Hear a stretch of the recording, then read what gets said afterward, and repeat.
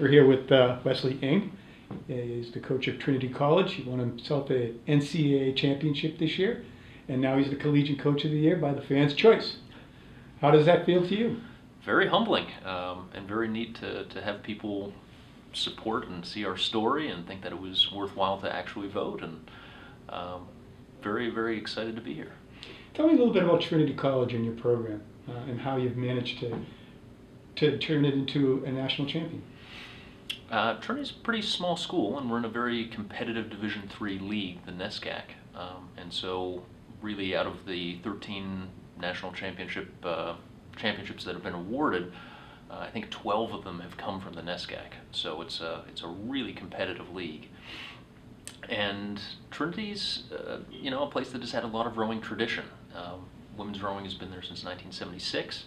And we're doing everything that we can to keep pushing that envelope forward.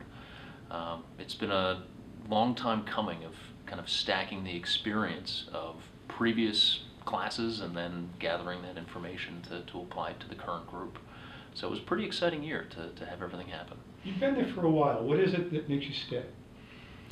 Certainly family, being in Connecticut was good, and then also I just feel really supported by the college. You know, we have every resource that we need to really be successful. It's a great camaraderie that's kind of developed amongst the coaching staff, and certainly having rowers that really are excited about the sport makes you want to stay as well. But Connecticut's a great place to row. You've been rowing yourself. I mean, you spent the summer with the under-23 team, and you were in Amsterdam at the Worlds, and you saw the juniors row. What do you learn when you delve into an experience like that? I think the big thing I learn is how other people approach the sport. And so I'm trying to soak that in all the time, is figuring out how other people are trying to go their fastest, and whether or not it's a really aggressive approach or sometimes really cerebral. And how do you make that kind of your own? How do you make that the most efficient thing possible? And seeing the athletes and how they deal with pressure, and how very often it's the same type of mental challenge as rowers that are young. It's just that the physical nature of it is a lot, obviously way more competitive. So I really enjoy sharing ideas too, and I'm always really thankful that the people in U.S. rowing are willing to share their ideas that have helped make them successful, and then trying to apply that along with my own ideas to help make our own program successful. Where do you see this going? I just interviewed a coach who has 48 years under his belt, Tony Johnson, and he's the Medal of Honor tonight. Do you see 48 years?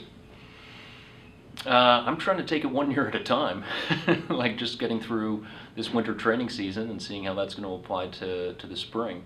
But I see there actually being really big changes that are going to happen with technology in rowing. So that's the new frontier, I think, for seeing how we can help people get faster and kind of deal with all of the unknowns that are in rowing, and seeing if we can solve some of those things.